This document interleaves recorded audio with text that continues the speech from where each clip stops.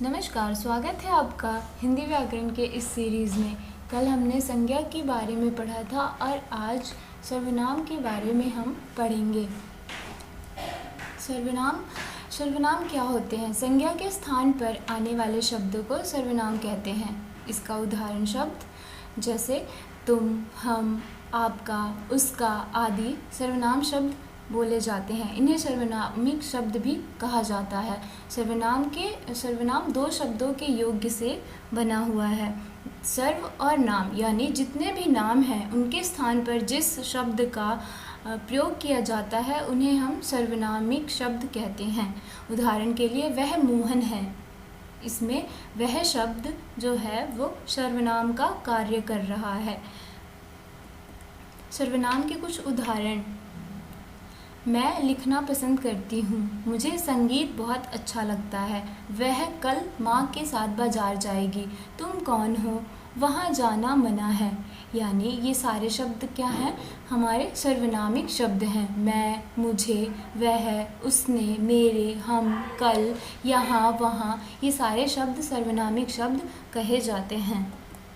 सर्वनाम के 6 भेद हैं: पुरुषवाचक सर्वनाम, निश्चयवाचक सर्वनाम, अनिश्चयवाचक सर्वनाम, संबंधवाचक सर्वनाम, प्रश्नवाचक सर्वनाम और निजवाचक सर्वनाम। पुरुषवाचक सर्वनाम के अंतर्गत मैं, तुम, वह, हम इन शब्दों का प्रयोग किया जाता है। निजवाचक सर्वनाम के अंतर्गत स्वयं, अपने, आप ये सारे शब्द प्रयोग किए जाते हैं। निश्चयवाचक सर्वनाम में यह, वह, उसे ये शब्द प्रयोग किए जाते हैं। अनिश्चयवाचक सर्वनाम के अंतर्गत कोई, कुछ, थोड़ा ये सारे शब्द प्रयोग किए जाते हैं। संबंधवाचक सर्वनाम के अंतर्गत जो, सो, जिसे ये शब्द प्रयोग किए जाते हैं। प्रश्नवाचक सर्वनाम कौन, क्या, यानी ऐसे शब्द इसके अंतर्गत आते हैं जिनसे हम प्रश्न करते हैं। किसी भी इंसान से हमें कोई भी प्रश्न करना हो, उसके पहले जिस भी हम शब्द का प्रयोग करते हैं, जैसे तुम कौन हो, तुम्हें क्या चाहिए, ये सारे शब्द प्रश्नवाचक सर्वनाम के अंतर्गत आते हैं। पुरुषवाचक सर्वनाम और उसकी परिभाषा हम देखते हैं। जो शब्द उत्तम पुरुष, मध्यम पुरुष, अन्य पुरुष के लिए प्रयोग किए जाते हैं उन्हें हम पुरुषवाचक सर्वनाम कहते हैं। इसका मतलब है कि ऐसे शब्द जिनका किसी भी नाम के स्थान पर या कोई भी जगह के स्थान पर जब भी हम इसका प्रयोग करते हैं, ऐसे कोई भी शब्द, उनको हम पुरुषवाचक सर्वनाम के अंतर्गत रखते हैं। जैसे मुझे पता था कि कल तुम घर जाओगी, यानी इसमें मुझे और तुम ये दोनों शब्द पुरुषवाचक सर्वनाम के अंतर्गत आते हैं। इसके 3 प्रकार होते हैं: उत्तम पुरुष, मध्यम पुरुष, अन्य पुरुष।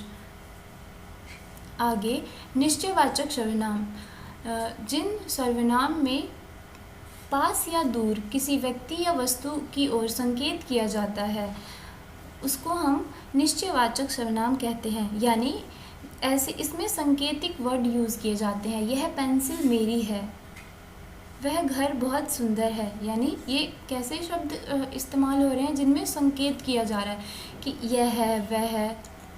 ये सारे शब्द जो होते हैं वो संकेत कर रहे हैं, किसी भी पेंसिल या किसी भी वस्तु के साथ संबंध का संकेत करते हैं। वो निश्चयवाचक सर्वनाम के अंतर्गत आते हैं। इन्हें हम संकेतवाचक सर्वनाम भी कहते हैं। अनिश्चयवाचक सर्वनाम, जिस सर्वनाम से किसी अनिश्चित व्यक्ति या पदार्थ का बोध होता हो उसे अनिश्चयवाचक सर्वनाम कहते हैं। ऐसे शब्द जिससे अनिश्चितता का बोध होता हो, यानी जैसे बाहर कोई है, मुझे कुछ नहीं मिला, यानी कुछ, मुझे, किसी, कोई, ये सारे शब्द ऐसे हैं जो अनिश्चितता का बोध करा रहे हैं। यानी अगर कोई बाहर है तो हमें नहीं पता कि वो कौन है बाहर, तो ये अनिश्चित है, कोई भी हो सकता है, कोई बड़ा, बूढ़ा, कोई भी। तो ये शब्द अनिश्चयवाचक सर्वनाम के अंतर्गत आते हैं। इसके कुछ उदाहरण दिए गए हैं, आप देख सकते हैं। अब संबंधवाचक सर्वनाम पर बात करेंगे।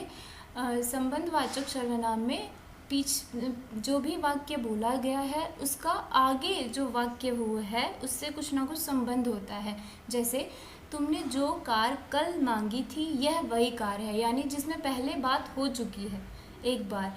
जैसे कल कल जिसने कार मांगी थी वही कार है ये। एक ऐसा वाक्य जिसमें पिछले वाक्य के साथ कुछ ना कुछ संबंध हो। तुम जो बोलोगे मैं वैसा ही करूँगा, यानी पिछला वाक्य अगले वाक्य के साथ कुछ ना कुछ संबंध रखता हो, यह संबंधवाचक सर्वनाम के अंतर्गत आता है। प्रश्नवाचक सर्वनाम। प्रश्नवाचक सर्वनाम के अंतर्गत ऐसे शब्द आते हैं जिनसे हम प्रश्न करते हैं, या जो प्रश्न सूचक शब्द होते हैं वो प्रश्नवाचक सर्वनाम के अंतर्गत आते हैं। जैसे तुम कौन हो, तुम्हें क्या चाहिए, तुम कब आओगे, तुम कहाँ जा रहे हो।